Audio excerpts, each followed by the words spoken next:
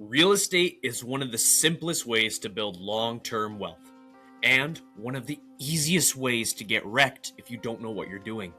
So this show, it exists for one main reason: clarity. Me and Keith, we're talking deals, markets, financing, flips, all of it, but always through the lens of what's working, what isn't working, and why. I'm your host, Dayton Lindsey, and I promise you that this podcast is going to help you save time, money, and you from painful lessons. So, let's get into this.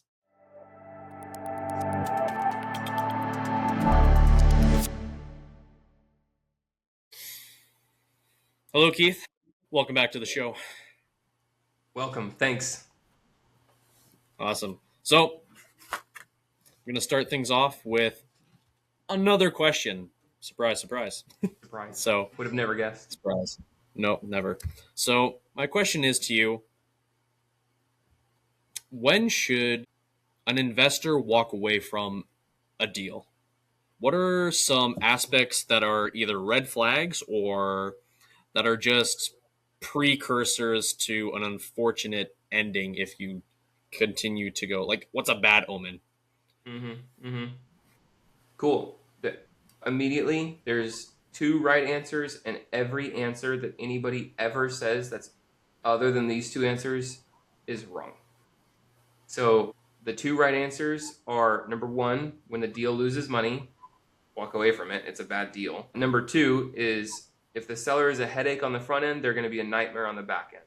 So when you're dealing with a problematic seller and you have to be relationally tied to that person potentially for years, such as I'm taking their mortgage sub 2. Like, the only way that the numbers work is if I'm taking over their mortgage, or we're doing some sort of owner financing and, I have a note with them. Dude, headache on the front end, they're a nightmare on the back end. Peace in your life, worth more than money ever will be. And those are the two and only two answers that are when you should walk away from a deal. Some stupid answers would be, well, don't do the deal if it's not in your backyard. Dumb. I have done deals in 34 states, in states that I've never been to, and certainly in counties that I've never been to, with houses that I've never seen. Did that mean that I bought them sight unseen? What's the thinking behind that safety question risk, or answer? Yeah, de-risking. Well, you should walk away when it's too risky. That's the real reason why anybody would answer anything other than those two, is you should walk away when it gets too risky. Define too risky. Somebody would say, one person would say, like, I'm thinking of myself in a crowded room. There's like 200 people. Yeah. And I were to ask, give me scenarios like that would define risk. And somebody would say, it's not in a market that you don't know. It's not my backyard. The house is in a price point that's way too, if it's a $2 million house, you can't afford that. Okay. The repairs are way too much and there's no way you would want to tackle that yourself. Okay. Mm-hmm. Like, these are all things that can easily be overcome. If it's not in your backyard, dude, let me just be really frank. Real estate investors don't know what the heck they're doing with renovations. They're not the contractor. They're not the one who's doing it. When a new real estate investor, let me ask you this. Anybody who's listening to this and you have been in the game for less than 3 years, when you walk through a house, who knows more of the bad things about that house? You or a home inspector? If the answer is the home inspector, because he's been doing it for 15 years and he walks through 3 houses a day for 5 days a week and he builds the report and he's way more knowledgeable and he's literally professionally trained on this and he has software that you've never had access to in your whole entire life, the answer is hire the professional rather than screwing it up yourself. This is the obvious choice, right? And so even in my own backyard, I'm not going to walk my own house. I'm still going to hire a home inspector. Even at 10 years in the business, I still get a home inspection on every single house that I take title to. Even still, just like how I get title insurance for every single house that I take title to. It makes sense. It is the cost is literally hundreds of dollars, when the potential pain when things go wrong is tens of thousands of dollars. I'm about to receive a check right now for $10,000 from title insurance that I paid $300 and something for. It's like $304 for. There was something wrong with title. We cured it. I'm getting paid $10,000 for this. Same thing with a home inspection. You pay $500 for a home inspection, and you're able to negotiate $50,000 off the price of the home because of all the things that were wrong in the home inspection were super scary. Beautiful. Mm-hmm. So the house is not in your backyard is completely null and void, in my opinion. The house is in a huge price point. It's super risky. That's a luxury home. Okay. I have lived in San Diego. I have lived in Washington, D.C. I have lived on the island of Oahu in Honolulu, Hawaii. Each of these places is super expensive to live. There's other places that are just as expensive, by the way. Los Angeles is super expensive. Miami is super expensive. Seattle, Washington is expensive. There's multiple places. Let me just tell you, you need to look at the bell curve of that zip code. And if this zip code, the median price point is $1 million, and you're talking about buying a house for $700,000, you're safe. I don't care if $700,000 is a lot to you. So, real case in point, I bought this house. I don't remember the exact address, but it was on Holehula Street. Holehula Street. This is in Diamond Head. If anybody knows where Waikiki is, it's up on the mountain. If you're in Waikiki Beach, you look up on the mountain, it was the top. It's literally the top house. There is one house that's higher than it, but you can't see it. It is the highest house in Diamond Head with the most amazing, about 240 degrees of ocean view. I mean, it was glorious. Wow. I got this house under contract for $1.2 million, and then I negotiated down to 1.1 something. I think it was 1.16. Many people would say, that's way too expensive. Oh, by the way, I was 2019. I'm 24 years old at the time. I'm 24 years old. My net worth, nothing, basically, right? Like, I can't afford $1.2 million. If anything goes wrong, this thing is going to take me out. Seemingly, on paper, this doesn't seem safe for somebody who's 24 years old to be under contract to buy a house. Our closing date was like 40 days or so. I had 40 days to raise this money. It appraised for $2.1 million. Nice. That is a nice appraisal. Under contract at 1.2 and it's worth 2.1. And if anybody doesn't believe me, so help me God, email me and I will send you the receipts. I have the purchase and sales agreement. I have the HUD. I have the appraisal. I'll show it. Oh my God. Like, this was the biggest spread to this day. It's the biggest spread of any deal I have ever had, ever. Would you say that's risky or not risky? I would say it is not very risky because that upside potential is, assuming you sold it, which I'm assuming you did based on where the story is going. I had $1,000 EMD on this deal. So I put up $1,000 of my own money as earnest money, and that's what's at risk. So I think if I'm going to ask you, I should be fair and I should give you the details that matter. I have $1,000 at risk. It's under contract for 1.2. I later negotiated it to 1.1, and it's worth 2.1. So I have a $1 million spread between where I have it contracted at and where it appraised for as is value, and I have $1,000 at risk. Deal or no deal? That sounds like a deal.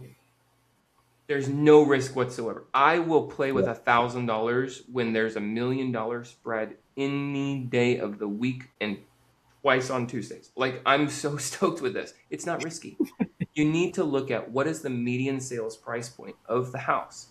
Well, houses in that area, all of them, every single one of them on that whole street and on both of the streets on each side, they sell in the $2, $3, or $4 million range. Like, I have a massive upside. My house was one of the cheaper houses. It was a beautiful location. The lot was a little bit small. The house, I mean, the house was huge. I think it's like 3,000 square feet. But in comparison to the other houses, it was actually one of the smaller houses. These other houses were just amazing. If anybody, go look at Hule Street in Diamond Head, or look at anything in Diamond Head, house is worth probably about 2.6 million, I would say. Now, 2.6, 2.8. And go look at what I'm talking about. Like, you look at what is the value of homes in this area compared to where you have it. If you have it flip-flopped, that's risky. Nobody's going to lose money on your deal because you're dumb. If it's the opposite, and the house is significantly below what it's worth, you're not being risky. So I've overcome it's in a different market. I've overcome it's too expensive. Now we'll get into the renovations are super high. Let me tell you of another one. The highest renovation that I ever put on paper. I don't know what the renovation was because I didn't do the renovation, but I estimated it, I think, at $240,000. This one was in Kailua. This is also in Hawaii.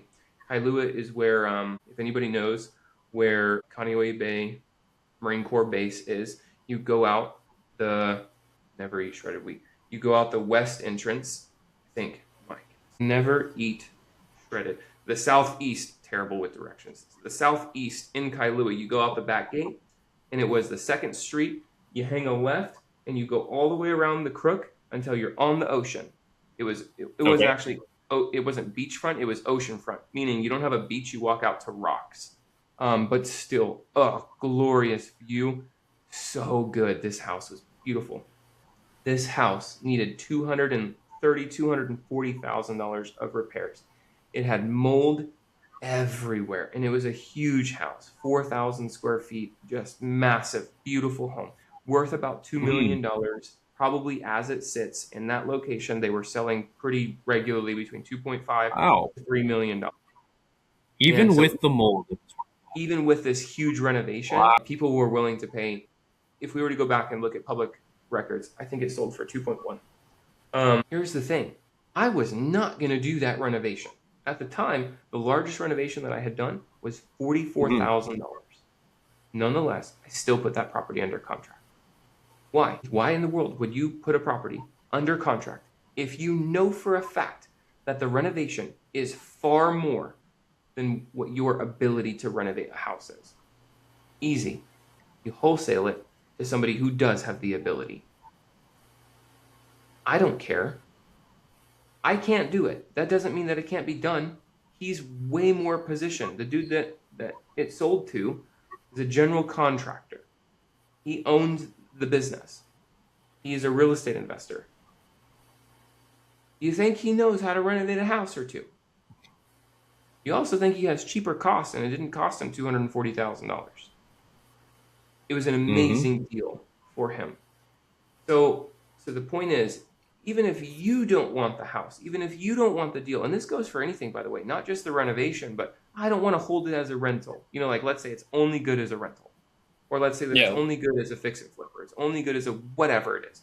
I don't care if you don't want the deal. Is it valuable to somebody else? If it's valuable to somebody else at the price that's higher than what you have it for, then you get the spread.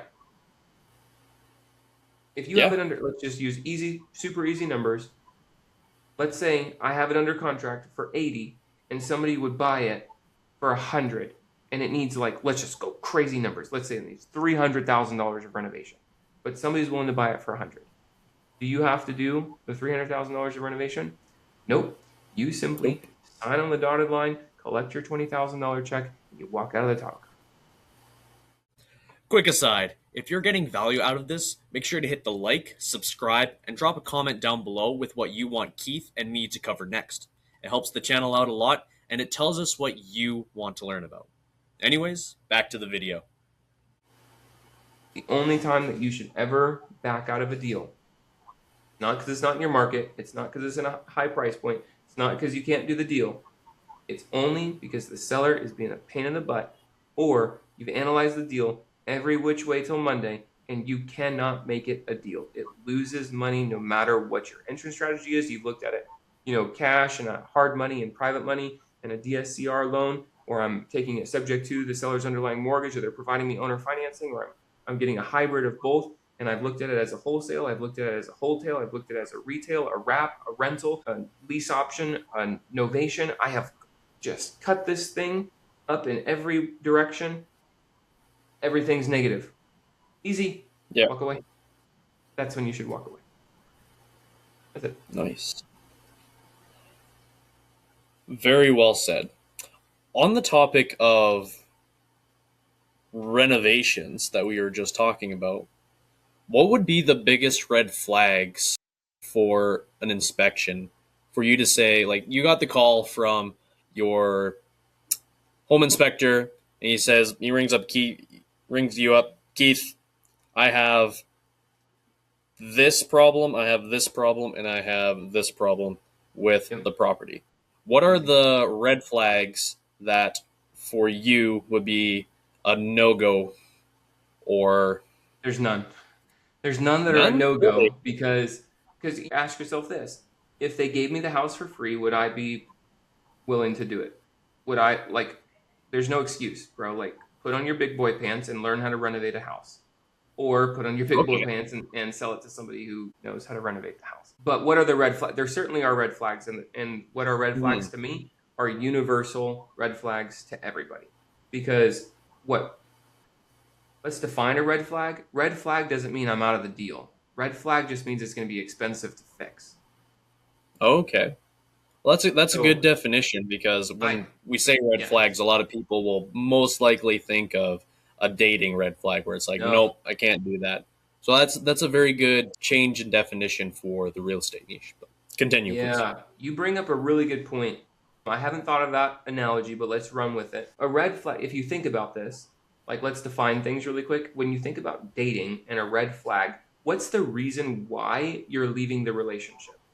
Well, it's typically because of safety or emotions, right? There's no, like, logic. There's no numbers. There's no, I can make it a deal. There's no money to be made. It's either, dude, this guy's going to freaking beat me up, or, like, take me home. You know, like, a roofie's coming out. Or I don't like how he talks to me and he makes me feel, I'm sorry to make this, like, patronizing the dudes or whatever. Girls are just as bad, whatever. But, like, I don't want to be in this relationship because I'm scared. Yeah, that's right. Because I'm scared of my emotions being harmed or my body being harmed. That's what a red flag is, and anybody should leave that relationship. Red flags in real estate have nothing to do with emotions, and they have nothing to do with safety. They have everything to do with logic, numbers, math, and money. That's it. And so when we see a red flag, that's a good thing. Red flag, I smell money. You know, like, red flags are a good thing.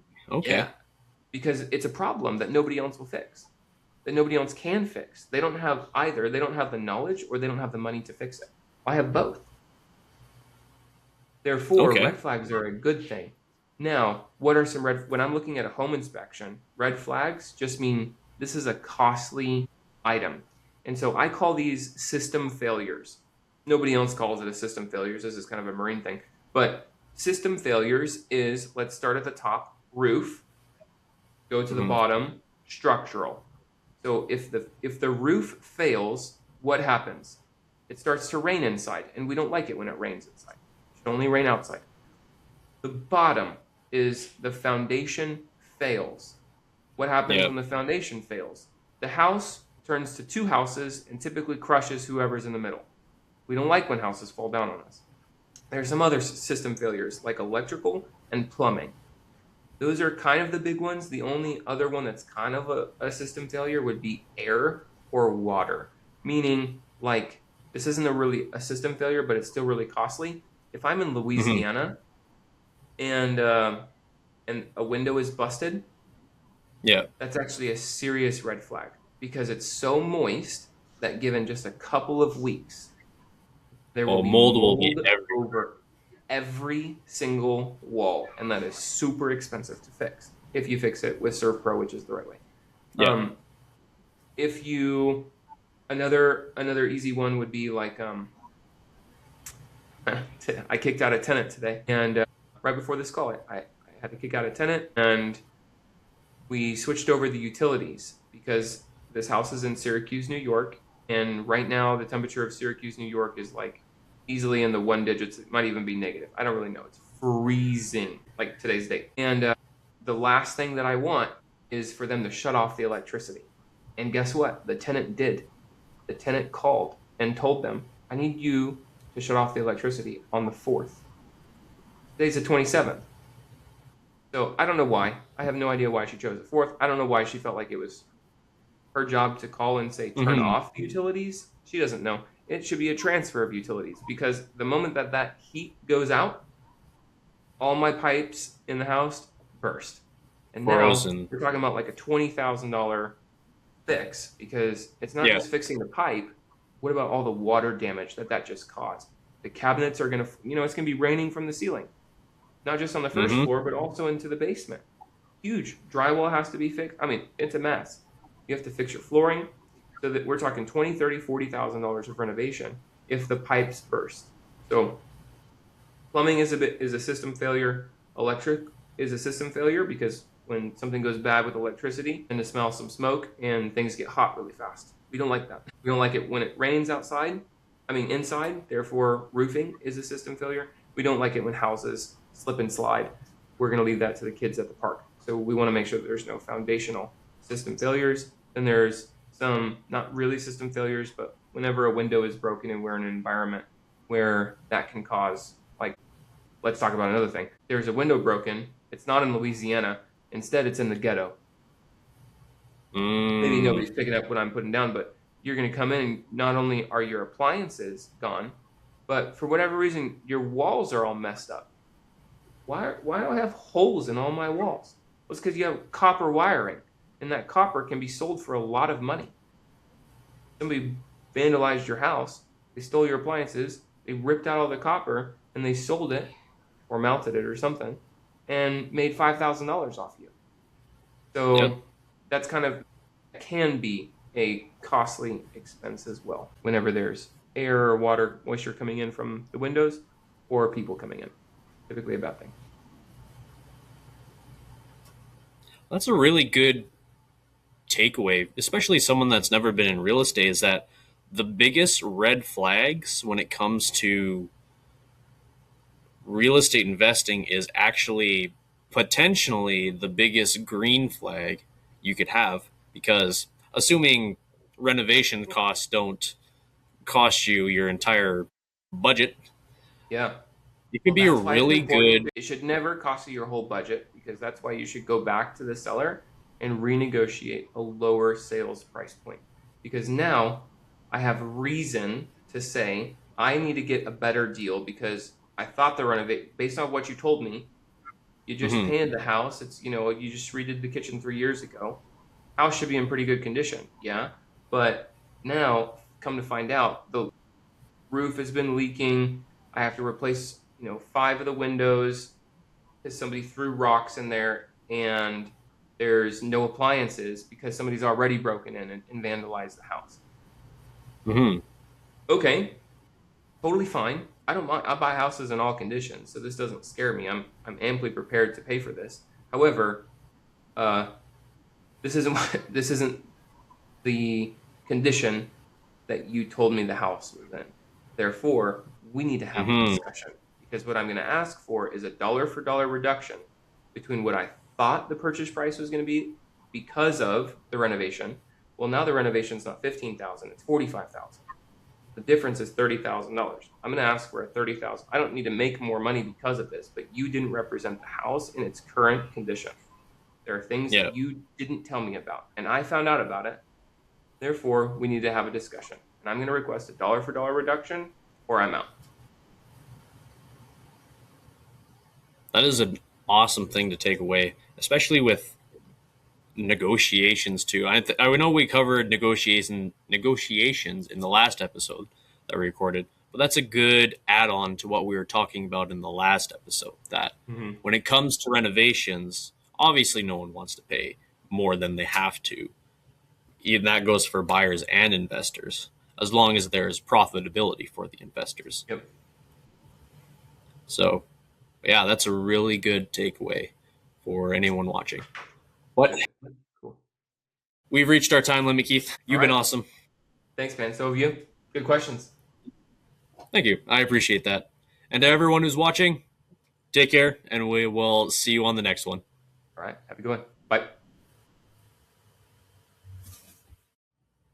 Real estate isn't magic. It's a skill.